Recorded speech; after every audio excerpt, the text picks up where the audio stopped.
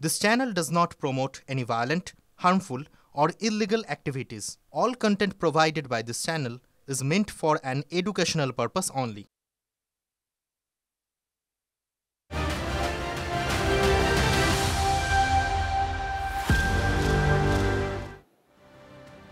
নমস্কার, দেখছেন টিভি9 বাংলা। আপনাদের সঙ্গে আমি অনির্বাণ। শুরু করব আজকে অনির্বাণের চক্রব্যূহ।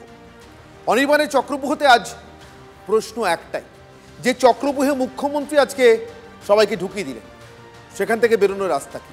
হ্যাঁ, ঠিক শুনছেন, মমতা বন্দ্যোপাধ্যায়, যিনি সাম্প্রতিক হিংসার ঘটনায় অর্থাৎ ওয়াকফ প্রতিবাদের নামে রাজ্য জুড়ে চলা তাণ্ডব, হিংসা, লুটতরাজ, এমনকি খুনোখুনি পর্যন্ত, এই যাবতীয় ঘটনায় যিনি ছিলেন বা যার প্রশাসন ছিল, বলা ভালো বিরোধীদের যাবতীয় অভিযোগের কেন্দ্রবিন্দুতে, সবকটা আঙুল যার দিকে উঠছিল, যার প্রশাসনের দিকে উঠছিল, তিনি রাজ্যের মুখ্যমন্ত্রী বলে সেই মমতা বন্দ্যোপাধ্যায় আজ ইমাম মুয়াজ্জেমদের সভায় গিয়ে আসলে কি উত্তর দিলেন, নাকি উত্তর দেওয়ার ছলে পাল্টে এমন কতগুলো প্রশ্ন ছুড়ে দিয়ে গেলেন যে প্রশ্নগুলোর সমাধান করে আস্তে আস্তে বিরোধীরা মমতা বন্দ্যোপাধ্যায় অন্য কোনো ইস্যুতে যাওয়ার সুযোগ বা ফুরসত পেয়ে গেলেন।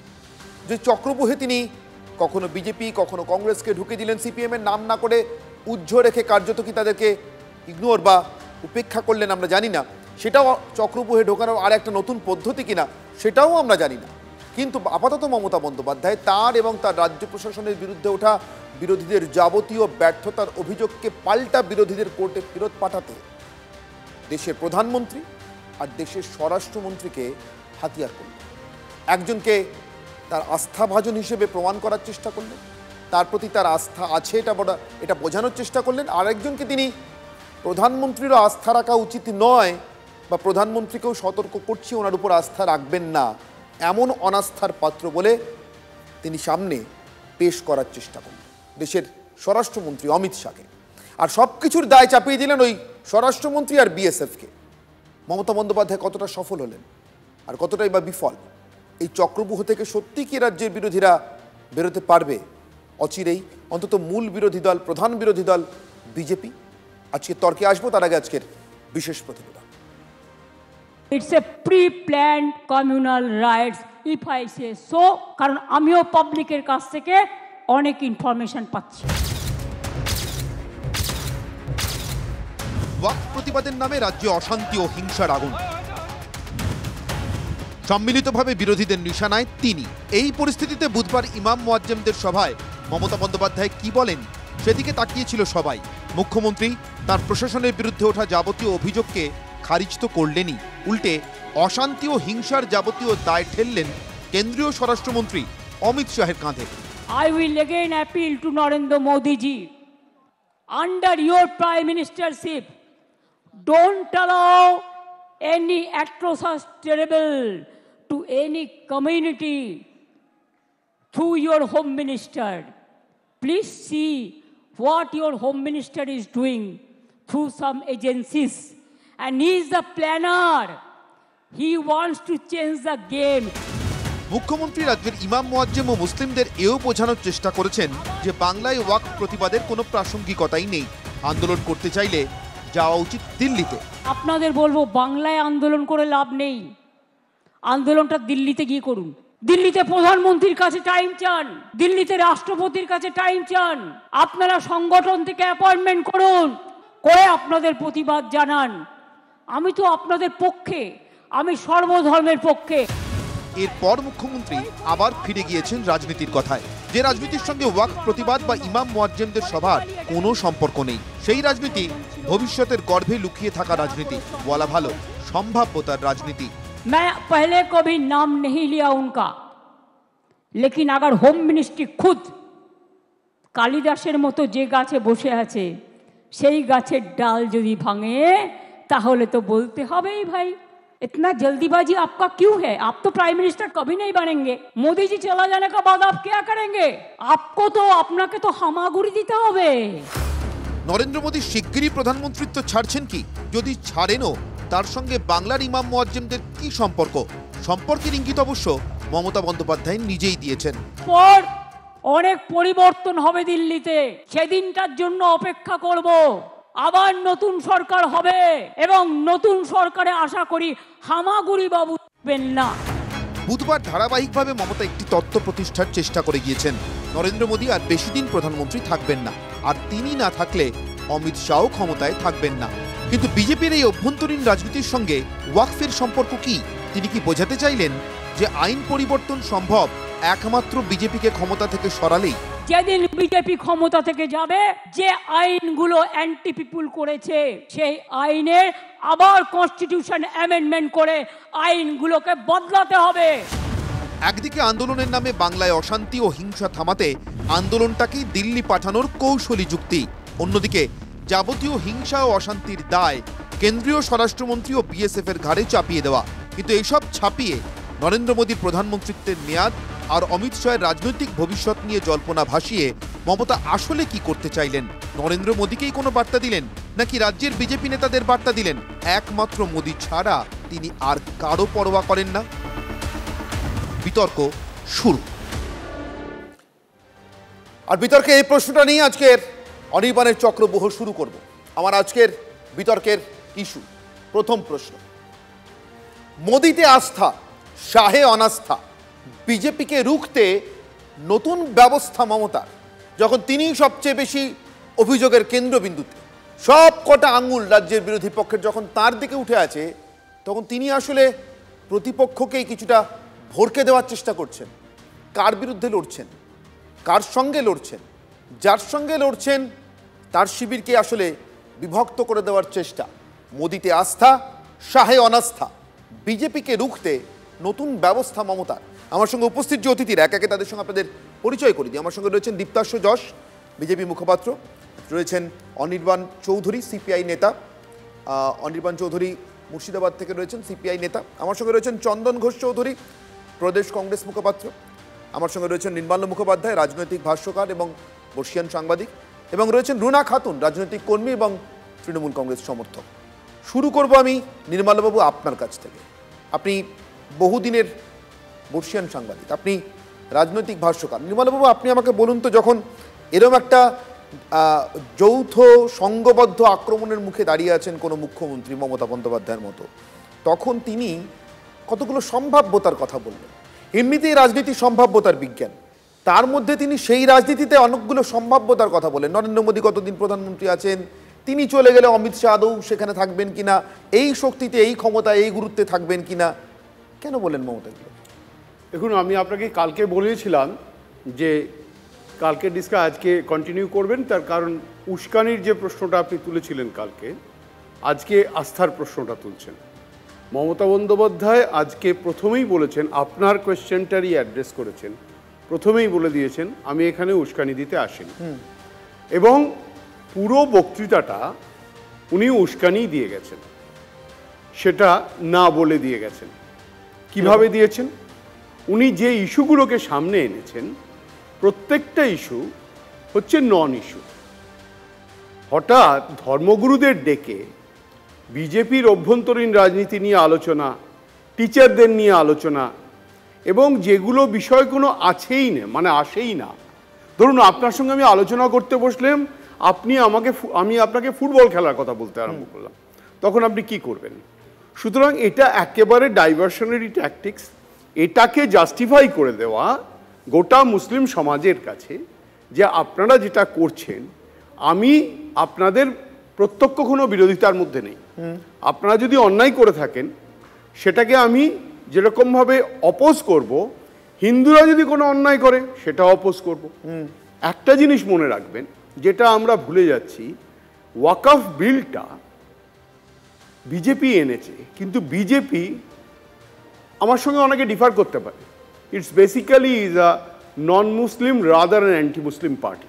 কেন? তার কারণ হচ্ছে বিজেপি যবে থেকে তৈরি হয়েছে মাত্র 12 জন রিপ্রেজেন্টেটিভ মুসলিম হয়েছে বিজেপি, এমপি এবং মিনিস্টার মিলিয়ে। বেশ, লাস্ট 12 বছরে নরেন্দ্র মোদীর ক্যাবিনেটে একজন কোনো মুসলিম রিপ্রেজেন্টেটিভ নেই, পার্লামেন্টে একজন কোনো বিজেপির মুসলিম রিপ্রেজেন্টেটিভ নেই। সুতরাং তারা যখন মুসলিম বিল পাশ করবে, স্বাভাবিকভাবেই মুসলিম সমাজ সেই প্রশ্নটা তুলবে।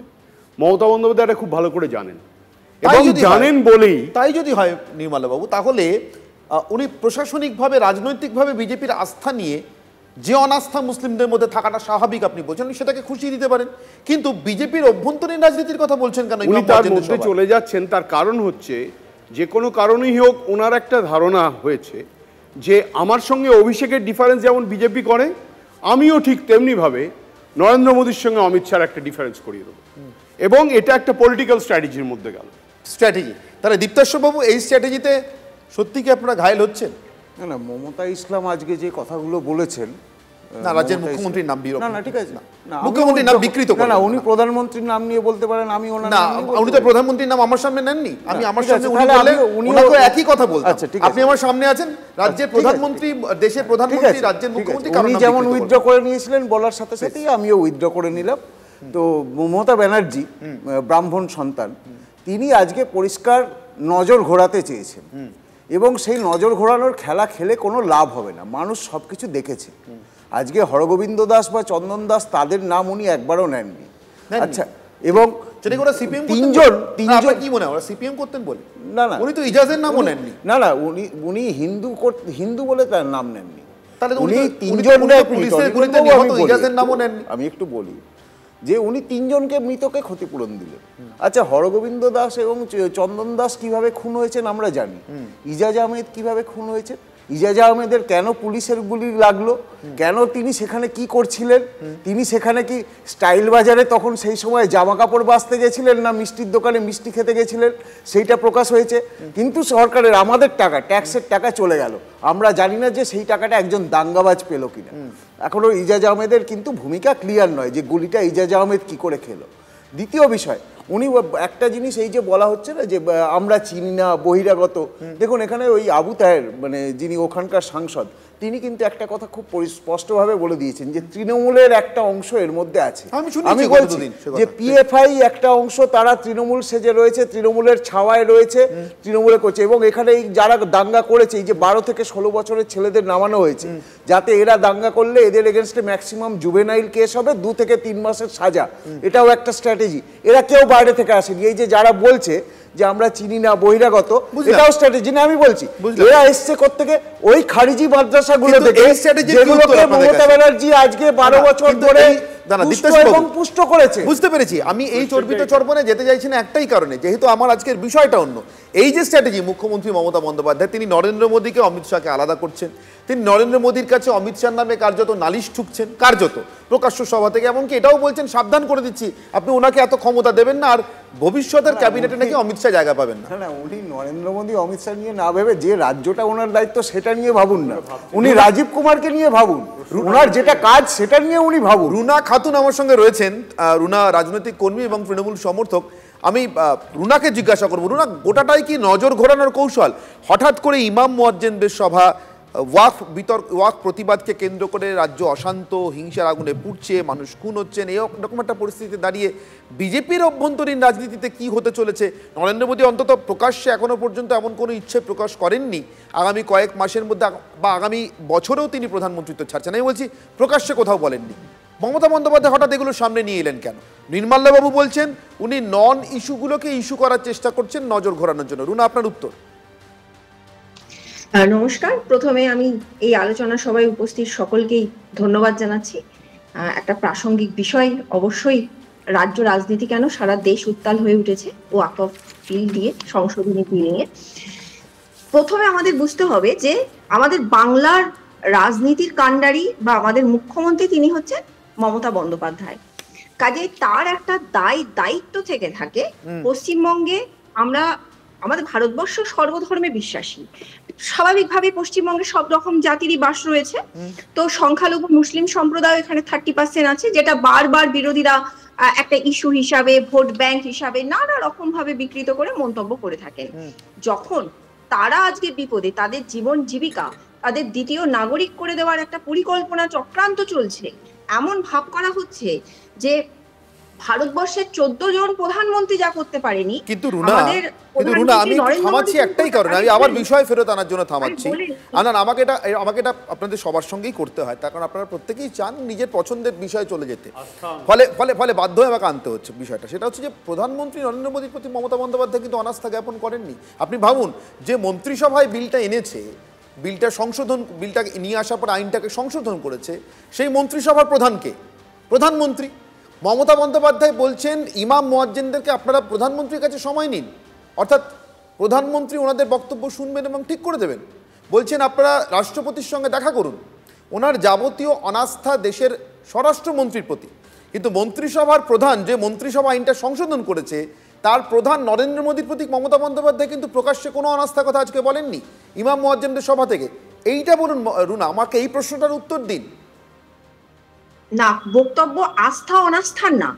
আমরা ভারতবর্ষের সর্বোচ্চ যিনি আমাদের মাথায় রয়েছেন, অভিভাবক প্রধানমন্ত্রী, তার মন্ত্রিসভায় যাই হয়ে থাকুক, ভুল সিদ্ধান্ত আমরা বিরোধিতা করি, যাই করি না কেন, কিন্তু কোন রাজ্যের মুখ্যমন্ত্রী হিসাবে তিনি দরবার করার জন্য প্রধানমন্ত্রীর কাছেই যাবেন, স্বরাষ্ট্রমন্ত্রীর কাছে না। এবং স্বরাষ্ট্রমন্ত্রীর প্রতি যেটা আপনারা অনাস্থা বা প্রধানমন্ত্রীর প্রতি আস্থা যেটা বলতে চাইছেন, আমরা বারবার দেখেছি যে অমিত শাহ অত্যন্ত অ্যাগ্রেসিভ রাজনীতিতে বিশ্বাসী। আমি এখানে একটা অসহায়ত্ব দেখতে পাচ্ছি। আপনারা কি সামহাউ এঁটে উঠতে পারছেন না বিজেপির সঙ্গে রাজনৈতিকভাবে? মানে স্বরাষ্ট্রমন্ত্রী যে ক্যাবিনেটে, সেই ক্যাবিনেটেরই প্রধান হচ্ছেন প্রধানমন্ত্রী নরেন্দ্র মোদী। আপনি বলছেন অমিত শাহ কি করেন তার খবর মমতা বন্দ্যোপাধ্যায় রাখেন আর নরেন্দ্র মোদী রাখেন না? এটা হতে পারে? নিশ্চিতভাবে রাখেন। কিন্তু আপনারা জানেন যে ওদের আরএসএস দ্বারা পরিচালিত হয় বিজেপি রাজনৈতিক দলটি, এবং ওদের ভেতরে আভ্যন্তরীণ অনেক বিষয় থাকে। এবং প্রধানমন্ত্রীর প্রতি আস্থা অনাস্থার বিষয় না, প্রধানমন্ত্রীর কাছে যে বিলটা পাশ করানো হয়েছে, প্রধানমন্ত্রী একবার দাঁড়িয়ে আমাদের সামনে, আমাদের প্রতিনিধিদের সামনে, ওয়াকফের যারা প্রতিনিধি তাদের সামনে বলুন যে তিনি 10 ঘন্টা ধরে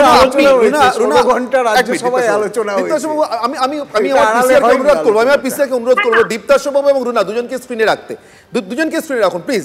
আমি দুজনকে একটা করে প্রশ্ন করবো। এক হচ্ছে রুনা, এই মুহূর্তে স্ক্রিনে যে ছবিটা ইমাম মুয়াজ্জিনদের সভার ছবি, মমতা বন্দ্যোপাধ্যায় কিন্তু আজকে কার্যত এটা বুঝিয়েই দিয়েছেন, বলেই দিয়েছেন এই সভা থেকে যে ওয়াকফ প্রতিবাদটা পশ্চিমবঙ্গের ক্ষেত্রে প্রাসঙ্গিকই নয়, এটা পশ্চিমবঙ্গে করার মতো কোনো প্রতিবাদই নয়। যদি আপনাদের করতে আপনারা দিল্লি যান। এটা আপনি মানেন কি মানেন না বলুন? অর্থাৎ এরপরে পশ্চিমবঙ্গে কেউ ওয়াকফ প্রতিবাদ করলে সেটার কোনো প্রাসঙ্গিকতা থাকলো না মমতা বন্দ্যোপাধ্যায় আজকের বক্তব্যের পর, এটা আপনি মানেন? দেখুন, মানেটাকে বিকৃত করা হচ্ছে। প্রাসঙ্গিক একদমই নয়, কারণ বলা হচ্ছে তিনি রক্ষা করবেন। তিনি যতদিন আছেন এই বাংলাতে ওয়াকফ বিলটাকে প্রযোজ্য বা কার্যকরী হতে দেওয়া হবে না। আমি একটা অন্য ছবি রাখছি। রক্ষা করবেন তো? মমতা বন্দ্যোপাধ্যায় বলেছেন আমি সবারই মুখ্যমন্ত্রী, ঠিক, রক্ষা করবেন বলছেন। তো এই মুহূর্তে স্ক্রিনে যে ছবিটা রাখবো সেটা রাজ্যের এই মুহূর্তে পুলিশ হেডকোয়ার্টার ভবানী ভবনের সামনের ছবি।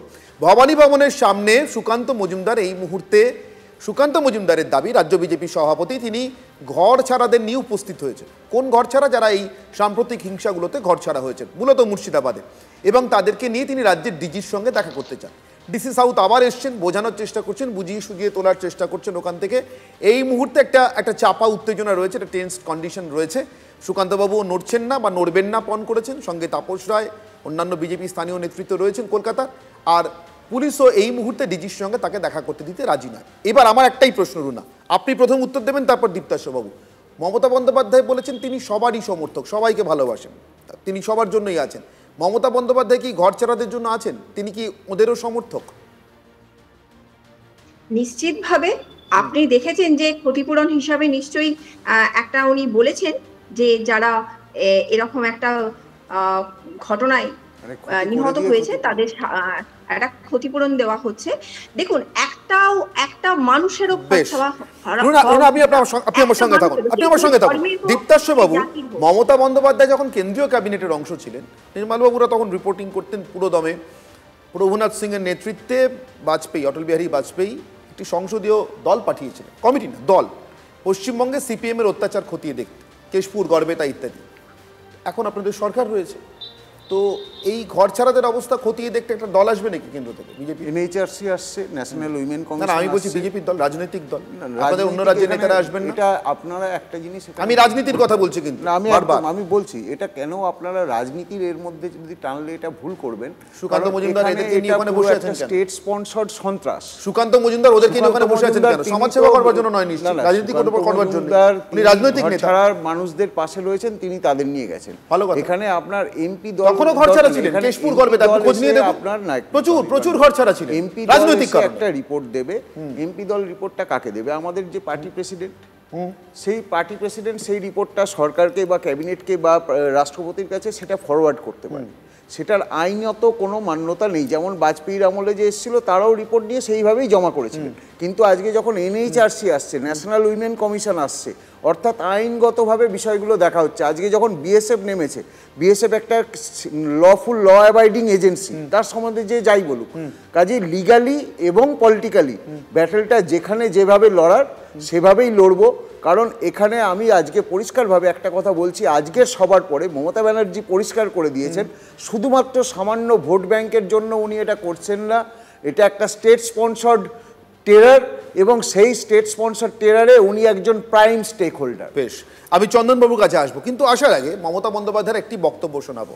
আচ্ছা, সুকান্ত মজুমদার এই মুহূর্তে রাজ্য বিজেপি সভাপতি কিছু বলছেন ভবানী ভবনের সামনে, একবার সরাসরি নজর রাখবো সেখানে কি বলছেন তিনি।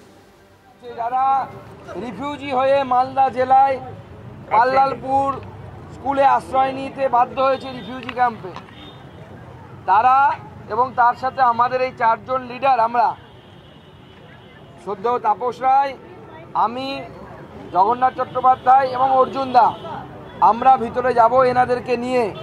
এনারা এনাদের কথা বলবেন। আমরা খুব বেশি কিছু বলতে চাই না ডিজিপিকে, এনাদের উপরে যা হয়েছে সেইটা এনারা বলবেন। এবং আমরা আশা করব ডিজিপি সাহেব সবার সাথে দেখা করবেন এবং তাদেরকে আশ্বস্ত করবেন যেন তারা তাদের নিজের বাড়ি ফিরে যেতে পারে।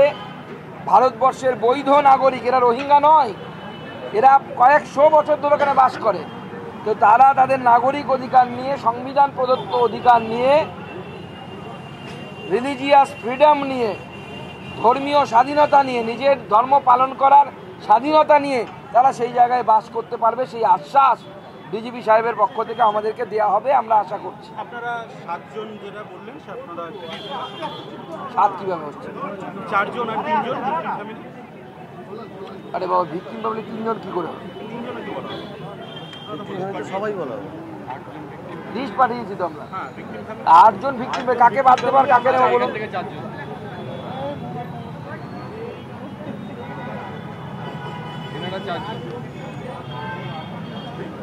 এবার হিন্দি। ঠিক আছে, আপনারা তাহলে চলে আসুন। রেডি, সব রেডি? ঠিক আছে, আমরা প্রেস কনফারেন্সটা করে চলে আসি। আপনারা শুনতে পেলেন যে রাজ্য বিজেপির সভাপতি সুকান্ত মজুমদার তিনি বলছেন যে এই ঘর ছাড়াদের নিয়ে তারা রাজ্য পুলিশের ডিজির সঙ্গে দেখা করতে যেতে চান। কতজন যাবেন, সংখ্যায় কতজন থাকবেন, সেটা নিয়ে কিছু টেকনিক্যালিটিস রয়েছে, অর্থাৎ কিছু খুঁটিনাটি রয়েছে। শেষ পর্যন্ত কতজনের পারমিশন পাওয়া যাচ্ছে, কিন্তু যে পুলিশ কর্মী এসে খবর দিলেন তিনি কিন্তু এই খবরটাই দিলেন যে রাজ্য পুলিশের ডিজি দেখা করবেন, আপাতত যেটা আমরা শুনতে পেলাম প্রকাশ্যে।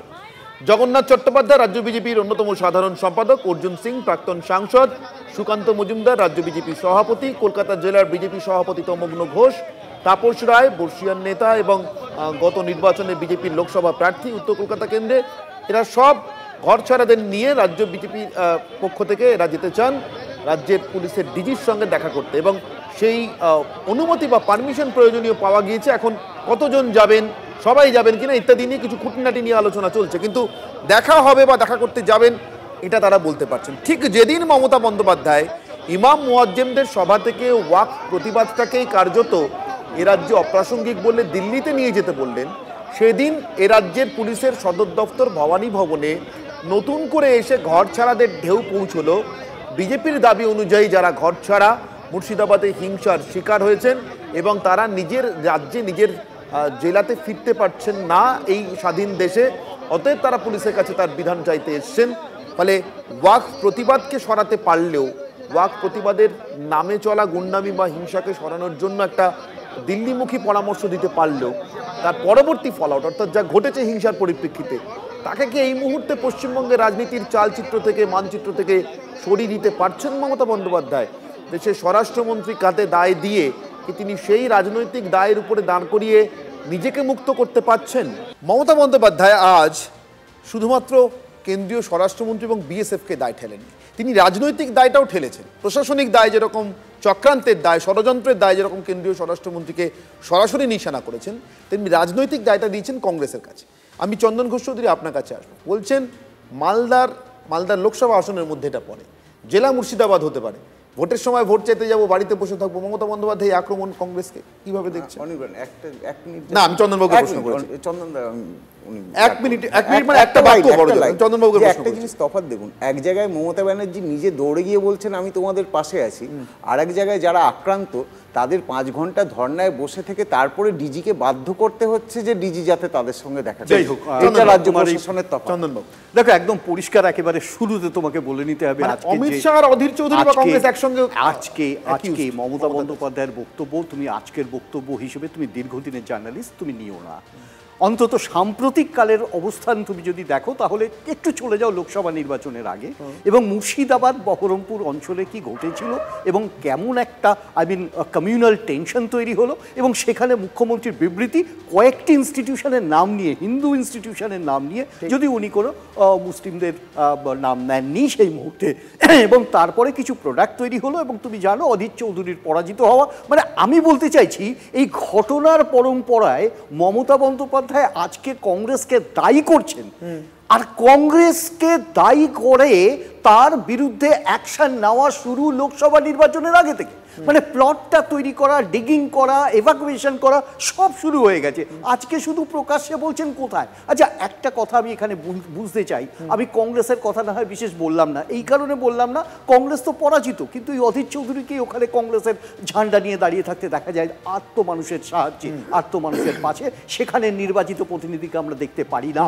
সুতরাং বুঝতে হবে কমিউনাল টেনশনের অনেক বাইরে কংগ্রেসের অবস্থান। একটা জায়গা আমি শুধু বলি, তুমি যে প্রশ্নটা আমার চোখের সামনে রেখেছো আস্থা অনাস্থা, এই আস্থা অনাস্থাতে একটা ক্লারিফিকেশন ইজ ভেরি সিম্পল। এখানে পরিষ্কার করে দিলেন মমতা বন্দ্যোপাধ্যায় তার আগ্রহ, তার আস্থার কেন্দ্রবিন্দু কে, এবং পরিষ্কার করে দিলেন, আমি এই বাইকটা শুনে, ইনফ্যাক্ট ওনার এই অ্যাড্রেসটা শুনেছি, উনি বলছেন মোদিজি সরে গেলে, আন্ডারলাইন, মোদিজি সরে গেলে অমিত শাহের অবস্থা হবে হামাগুড়ি দেওয়ার মতো, শব্দটা যদি খুব ভুল না করে থাকি, তাহলে এই হামাগুড়ি বা ক্রাউলিং এটা উনি দেখতে পাচ্ছেন মোদিজি সরে গেলে। তার মানে মোদিজি সরে গেলে অমিত শাহ আরো বিভৎস হবেন, আরো ভয়াবহ হবেন কিনা, তার থেকেও বড় প্রশ্ন। আপনার কাছে আসবো। আপনি এবং আপনারা মানে দলগতভাবে কংগ্রেস মুর্শিদাবাদের প্রসঙ্গে মমতা বন্দ্যোপাধ্যায়ের বক্তব্যকে যেভাবে তার পাল্টা মোকাবিলা করছেন, একটা অদ্ভুত রাজনৈতিক কোয়ার্টার থেকে তার সমর্থন আসছে, আমার সেটা খুব অদ্ভুত লেগেছে, আজকে ইকুয়ালি অদ্ভুত লেগেছে।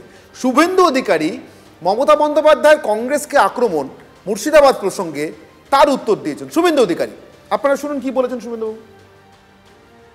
গত লোকসভা নির্বাচনে মোথাবাড়ি, ফারাক্কা, শামসেরগঞ্জে মুসলিমদের বড় অংশ কংগ্রেসকে ভোট দিয়েছে, ঈসা খান চৌধুরী জিতেছে, তাই সাম্প্রদায়িক দাঙ্গার মাধ্যমে মুসলিম ভোটকে ফেরানোর জন্য আপনারা করিয়েছেন, আপনি আজকে সত্য স্বীকার করেছেন। এখানে আমার যেন অদ্ভুত ইন্টারেস্টিং লেগেছে, আমার কোথাও আমার মনে হচ্ছে যে কংগ্রেস হাইকমান্ডে অনাস্থা থাকলেও শুভেন্দু অধিকারী কি প্রদেশ কংগ্রেসে আস্থা আছে? না, এটা আমি বলতে পারবো, এটা শুভেন্দু বাবুকে জিজ্ঞাসা করতে পারো। আপনি কিভাবে দেখবেন? না, আমি প্রশ্নটার উত্তর দিতে পারি অ্যাকশনে। শুভেন্দু বাবুকে আমি কংগ্রেস বিরোধিতার বহু ভূমিকা নিতে দেখেছি, বহু মন্তব্য করতে দেখেছি, এবং অধীর চৌধুরীর নাম করে, ঈশা খান চৌধুরীর নাম করে, আমি সে প্রসঙ্গে যাচ্ছি না। আমি তোমাকে বিশেষভাবে যেটা বলছি, এটা পরিস্থিতির বাধ্যবাধকতা, কারণ উল্টো দিকে তৃণমূল এবং সেটা ভোট ব্যাংক। আমি তোমাকে যেটা বলতে চাইছি সেটা হলো এই যে আস্থা, আমরা তো দীর্ঘদিন ধরে এই কথাটাই বলে আসছি, আমরা তো বারবার বলে আসছি আস্থা আছে, এবং অমিত শাহ থেকে বড় নেতা মোদিজি বিজেপিতে তার কোনো সন্দেহ নেই। আস্থা আছে, মমতা দেবীর আস্থা আছে এবং এই আস্থা পূরণ হয়। বিভিন্ন সময় বাঁচিয়ে দেওয়ার খেলা চলে, ইডি সিবিআই খেলা এরা যা করে বাস্তব চিত্র, এটা বাস্তব চিত্র অস্বীকার করে জেনেছে তো এই কথাটা রাহুল গান্ধীকে বোঝাতে পারেন না। এরা তারপরেও রাহুল গান্ধী মমতা ব্যানার্জির সঙ্গে জোট করেন, অধীর চৌধুরীকে অগ্রাহ্য করে মল্লিকার্জুন খাড়গে অধীর চৌধুরীকে কানমূলে ধরে বসিয়ে দেন। এক মিনিট, আমি অনির্বাণ চৌধুরীর কাছে যাব। অনির্বাণ, আপনি মুর্শিদাবাদেরই মানুষ, আপনি যদিও একটি সর্বভারতীয় দলের মুখপাত্র হিসেবে বা নেতা হিসেবে কথা বলছেন, কিন্তু আপনি নিজে যেহেতু মুর্শিদাবাদের মানুষ, আমি আপনার সেই ব্যক্তি অভিজ্ঞতার জায়গা থেকে জানতে চাইছি, মমতা বন্দ্যোপাধ্যায়ের প্রশাসনিকভাবে কেন্দ্রের স্বরাষ্ট্রমন্ত্রীকে নিশানা করা অথচ প্রধানমন্ত্রীর উপর আস্থা রাখা, আবার ওদিকে মমতা বন্দ্যোপাধ্যায় কংগ্রেসকে রাজনৈতিকভাবে দায়ী করছেন, কিন্তু শুভেন্দু অধিকারী সেখানে কংগ্রেসের পাশেই দাঁড়াচ্ছেন কার্যত মুখ্যমন্ত্রীর বক্তব্যের বিরুদ্ধে গিয়ে। আমি আপনার কাছ থেকে বুঝতে চাইবো আপনারা কিভাবে দেখছেন এটাকে, বামপন্থী শক্তি কিভাবে দেখছেন মুর্শিদাবাদে? দেখুন, মুখ্যমন্ত্রী আজকে যেটা করেছেন সেটা হচ্ছে আগুন নেভাতে নাচে উনি নিজের যে সংকীর্ণ রাজনীতি, সেই রাজনীতির রুটি সেঁকেছেন। এটা ওর পুরনো কৌশল, এটা প্রথম কথা। দ্বিতীয় কথা হচ্ছে উনি বললেন ওই যে মালদার এর মধ্যে লোকসভার মধ্যে পড়ছে যেটা, উনি ওর বিধানসভা এখানে মুর্শিদাবাদের যে সমস্ত বিধানসভা এলাকাতে সেই বিধায়ক পঞ্চায়েত সেখানে সবই তো ওর দলের নির্বাচিত প্রতিনিধি আছে। এমনকি ফারাক্কাতে ওখানকার সাধারণ মানুষ অভিযোগ করেছেন, সেটা আপনাদের চ্যানেলেও প্রচারিত হয়েছে, সেটা হচ্ছে ওই ফারাক্কার বিধায়কের দাদা এই গুন্ডামির পিছনে তার একটা ভূমিকা আছে, সেটা ওখানকার মানুষই অভিযোগ করেছে। তাহলে এই ক্ষেত্রে মুখ্যমন্ত্রী কি বলবেন? আরো একটা বিষয় অবাক লাগছে, সেটা হচ্ছে উনি বলছেন যে বিএসএফ টাকা দিয়ে এগুলো করিয়েছে। বিএসএফ টাকা দিয়ে এগুলো করিয়েছে, তাহলে তার যে গোয়েন্দা বিভাগ, তার যে পুলিশ, তার কাছে খবর ছিল না। আর সেই পুলিশই অদ্ভুত ভাবে যারা টাকা দিয়ে করালো তাদেরকেই নিরাপত্তার জন্য ডেকে পাঠালো সীমান্ত থেকে ভিতরে, কারণ পুলিশের ইনভিটেশন ছাড়া তো বিএসএফ ভিতরে আসতে পারে না, ঠিক এটা তাদের কাজ নয়। তাহলে যারা টাকা দিয়ে পাথর ছোড়ালো, ইট ছোড়ালো, গুন্ডামি মাস্তানি করালো, তাদেরকেই নিরাপত্তার জন্য টাকা হচ্ছে, এটা তার স্বরাষ্ট্রমন্ত্রক করছে। মুখ্যমন্ত্রীর কাছে এর কোনো উত্তর আছে? মুখ্যমন্ত্রী একবারও আজকে যে সমস্ত যারা অত্যাচারিত হয়েছেন, যারা ত্রাণ শিবিরে আছে তাদের কথা বলেছেন? বলেননি। শুধু তাই নয়, যারা গুন্ডামি মাস্তানি করেছে তাদের বিরুদ্ধে কোনো বার্তা দেননি। প্রথম তো বলা উচিত ছিল সিদ্দিকুল্লাহর বিরুদ্ধে কথা আজকের মিটিং বলেছে। একটা স্বরাষ্ট্রমন্ত্রক কেন ইমামদের উপরে প্রশাসনিক শান্তি শৃঙ্খলা রক্ষার জন্য নির্ভর করবে? এটা ওর দলের বিধায়ক হুমায়ুন কবির বলেছেন, আপনাদের চ্যানেলে বলেছেন। অনির্বাণ, এখানে আজকে আরেকটা ইন্টারেস্টিং বক্তব্য ছিল মুখ্যমন্ত্রীর, যখন বাংলাদেশ নিয়ে আমরা এত কথা বলছি, বিএসএফ এর কথা আপনি বলছেন, মুখ্যমন্ত্রীও বলেছেন, বারবার কথা এসেছে। আমি আসবো নির্মলা বাবু, আপনার কাছেই আসবো। নির্মলা বাবু, আপনি এই কথাটা বক্তব্যটা মুখ্যমন্ত্রী খুব মন দিয়ে শুনেছেন কিনা আমি জানি না, আমি আরেকবার একটু মন দিয়ে শুনতে আপনাকে অনুরোধ করব। যেখানে বাংলাদেশ প্রসঙ্গে নরেন্দ্র মোদীকে মুখ্যমন্ত্রী কার্যত একটা খোলা ছাড় দিচ্ছেন, বলছেন চাইলে মোহাম্মদ ইউনূসের সঙ্গে আপনি গোপনে বৈঠক করুন, ব্যবস্থা নিন, চুক্তি করুন। কি বলছেন মুখ্যমন্ত্রী, একবার মন দিয়ে শুনুন তো আপনারাও আমার সঙ্গে। আমি এখনো চ্যালেঞ্জ করে বলছি গভর্নমেন্ট অফ ইন্ডিয়া, আপনি হোয়াই ওয়ার সো হারিড? আপনি বাংলাদেশের পরিস্থিতি জানেন না? আপনি ইউনূসের সাথে গোপন মিটিং করুন, চুক্তি করুন, দেশের ভালো হলে খুশি হব, কিন্তু আপনার প্ল্যানটা কি? আপনাদের প্ল্যানিংটা কি? কোন এজেন্সির মাধ্যমে ওখান থেকে লোক নিয়ে এসে দাঙ্গা করা? নির্মলাবাবু, আমি আপনার কাছে আসছিলাম একটাই কারণে, সাম্প্রতিক সময়ে বারবার এটা তৃণমূল নেত্রী বলেছেন বা তার দলের নেতারাও বলেছেন, বাংলাদেশের পরিস্থিতিকে হাতিয়ার করে বিজেপি এখানে রাজনৈতিক ফায়দা পেতে চাইছে। আজকে সেখানেও মমতা বন্দ্যোপাধ্যায় নরেন্দ্র মোদীর উপর আস্থা রাখছেন, পররাষ্ট্রের বিষয় সাধারণভাবে রাখার কথা, কিন্তু আমি বলছি আজকের দিনে দাঁড়িয়ে তার এই কথাটা বলাটা আরে একবার আস্থার প্রমাণ। আমি ঠিক ততোধিক অনাস্থা অমিত শাহর প্রতি কেন? একদমই আমরা কি বলছি, মমতা বন্দ্যোপাধ্যায় আজকে তো কোনো ধর্মগুরুদের মিটিংয়ে যাননি, উনি রাজনৈতিক বক্তব্য রেখেছেন, উনি একদম রাজনীতিবিদ হিসেবে বলেছেন। যার জন্য আমি দুটো কথা শুধু বলছি, একটুখানি যেগুলোকে আপনি জানেন আমার একটা অভ্যেস আছে ফ্রয়েডিয়ান স্লিপ ধরা, দুটো কথা বেরিয়ে গেছে মুখ দিয়ে। একটা হচ্ছে কালিদাস তাকে বলছে নিজের ডাল কাটছে, আর সেই সঙ্গে জুড়েছে একটা ছোট্ট এতগুলো এজেন্সিকে কাজে লাগিয়ে দেওয়া। তার মানেই হচ্ছে আপনি যদি আরেকটু স্ট্রেচ করে ভাবেন, ওখানে অভিষেক বন্দ্যোপাধ্যায়ও ঢুকে গেল, যেটা মুখে বললেন না। এটা কি কষ্ট কল্পনা মনে হচ্ছে? না, কষ্ট কল্পনা আপনি ভাবতে পারেন। পাশাপাশি আর একটা কথাও বেরিয়ে গেছে। কি বলেছেন? এই যে গোটা ঘটনাটা ঘটেছে, ঘরহারাদের নিয়ে বিজেপি আজকে ওখানে গেছে, সেখানে আর একটা কথা ঢুকেছে, নন্দীগ্রাম স্টাইল কথাটা ইউজ করেছেন। তার মানে পুরো ঘটনাটা, চিত্রনাট্যটা উনি বলছেন এটা বিজেপির সাজানো। সবকিছু ঘুরিয়ে পেঁচিয়ে যে জিনিসটা উনি বললেন যে আজকে যারা ঘর হারিয়েছে তার জন্য দায়ী হচ্ছে বিজেপি। একটা কথা আমাকে বলুন তো দীপ্তাশবাবু, এই যে মমতা বন্দ্যোপাধ্যায়ের একটা বার্তা দেওয়ার চেষ্টা, নরেন্দ্র মোদী ছাড়া কাউকে পরোয়া করি না, এটাকে আপনারা মোকাবিলা করতে পারছেন? মানে নির্মলাবাবু ধরুন বোধহয় বছর 3 আগে লিখেছিলেন না ওই রহস্য জোট, মানে এই রহস্য জোটের যে প্রচার বারবার সেটা সামনে আসে কিন্তু আপনাদের জন্য না। এটা আমি খুব খোলাখুলি বলছি, বারবার সেটা সামনে আসে মমতা বন্দ্যোপাধ্যায়ের জন্য। তিনি এমন কিছু ভাসিয়ে দেন, এমন কিছু বলে দেন যাতে ওই প্রচারটা আরো বেশি দৃঢ় হয়। আমি সেই কারণে জিজ্ঞাসা করছি আপনারা মোকাবিলা করতে পারছেন? মমতা ব্যানার্জি বলেছেন বিএসএফ টাকা দিয়ে ঢুল চুরিয়েছে, সেটা ঠিক। আবার এটাও তো বলেছেন বিএসএফ থেকে বাইরে থেকে লোক ঢুকিয়ে, আবার এটাও বলেছেন চটিপাড়া বিএসএফ। মমতা ব্যানার্জি মানে বিএসএফ থেকে কেউ শিওর নয়। ভারতবর্ষে অনেক বিরোধী মুখ্যমন্ত্রী আছেন, স্টালিন আছেন, হেমন্ত সোরেন আছেন, অনেক বিরোধী মুখ্যমন্ত্রী। কেউ কিন্তু বলেন না অমিত শাহ নরেন্দ্র মোদী ভালো। না, আমি বলছি মমতা ব্যানার্জি, আমি আপনাকে সেকেন্ড করে বলছি, এটা কেউ তো অসত্য বচন করা মুখ্যমন্ত্রী আর নেই। দীপ্তাশবাবু ভারতবর্ষে এত মুখ্যমন্ত্রীর কথা বললেন তো, হেমন্ত সোরেন, অরবিন্দ কেজরিওয়াল জেল খাটা মুখ্যমন্ত্রী, এই অমিত শাহর আমলেই, এই নরেন্দ্র মোদীর আমলেই, তারাও কিন্তু কেউ বলেননি অমিত শাহ খারাপ নরেন্দ্র মোদী ভালো। না দেখুন, মমতা ব্যানার্জি কেন বলছেন সেটা তো তৃণমূলের লোকেরা বলে। আমি কি বললাম যে ভারতবর্ষের অনেক বিরোধী মুখ্যমন্ত্রী আছে, তাদের সঙ্গে অনেক রাজনৈতিক বিরোধ আছে, কিন্তু মমতা ব্যানার্জির মতো এত অসৎ বাক্য এবং অসৎ বক্তব্য রাখা মুখ্যমন্ত্রী আর কেউ নেই। এবং ভেরি সিম্পল, আমি 10 সেকেন্ডও লাগবে না, আমি তোমাকে মোদির কথা ভাবে যেটা বলতে পারি, তোমাকে যেটা বললাম, এরা স্টিকি উইকেটে আছে। এই যে চারজন আপনারা তাহলে জোটে আছেন, চারজন দেখা করতে আছেন, আপনারা কেন ইন্ডি জোটে আছেন? আপনারা ইন্ডি জোট ছেড়ে বেরো, আপনারা ইন্ডি জোট ছেড়ে বেরো। আমার সময় একেবারে শেষ, আমার সময় একেবারে শেষ। আমি জনমত দেখাবো, জনমত। আপনাদের কাছে প্রশ্ন করেছিলাম, আপনাদের উত্তর যেমন প্রত্যেকদিন দেখিয়ে থাকি আজকেও। আমি প্রশ্ন করেছিলাম শাহের কাঁধে হিংসার দায় মমতার, রাজ্য প্রশাসন দায়মুক্ত? হ্যাঁ বলেছেন 16%, অর্থাৎ রাজ্য প্রশাসন দায়মুক্ত হতে পারল। কিন্তু না মনে করছেন 84%, অর্থাৎ রাজ্য প্রশাসন দায়মুক্ত হতে পারল না। এরপরেও এটা কিন্তু সাধারণ মত, জনমত বলছেন 84% বলছেন রাজ্য প্রশাসন এরপরেও দায়মুক্ত হতে পারল না।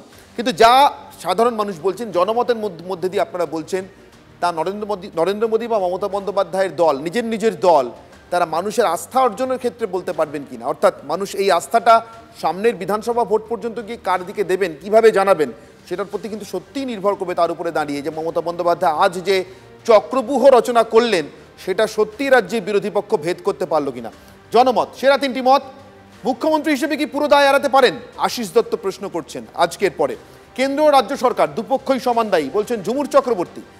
আরেকজন অভিজিৎ দাস, বোঝা যাচ্ছে হয়তো তৃণমূল সমর্থক হতে পারেন, হিন্দি বলয়ে লোক ঢুকিয়ে পরিকল্পিত অশান্তি। আমি কেন এটাকে সেরা মন্তব্যের তালিকায় রেখেছি, তার কারণ বাংলাদেশ থেকে লোক ঢুকিয়ে বিএসএফ এর দায়ের পাশাপাশি একটা নতুন মন্তব্য পাওয়া গিয়েছে, হিন্দি বলয় থেকে লোক ঢুকিয়ে। অর্থাৎ আগামী দিনেও মমতা বন্দ্যোপাধ্যায় তৈরি করা চক্রব্যূহে আরও নতুন উপাদান যুক্ত হবে, নতুন বান যুক্ত হবে। কিন্তু সেই বান, সেই উপাদান ভেদ করে চক্রব্যূহ বিজেপি ভেদ করতে পারে কিনা। বিশেষ করে স্বরাষ্ট্রমন্ত্রী খারাপ, প্রধানমন্ত্রী ভালো, মমতা কাকে বার্তা দিলেন, কিসের বার্তা দিলেন, বিজেপি বুঝলো কি? অনির্বাণের চক্রব্যূহ এখানেই শেষ করছি। সঙ্গে থাকুন TV9 বাংলায়।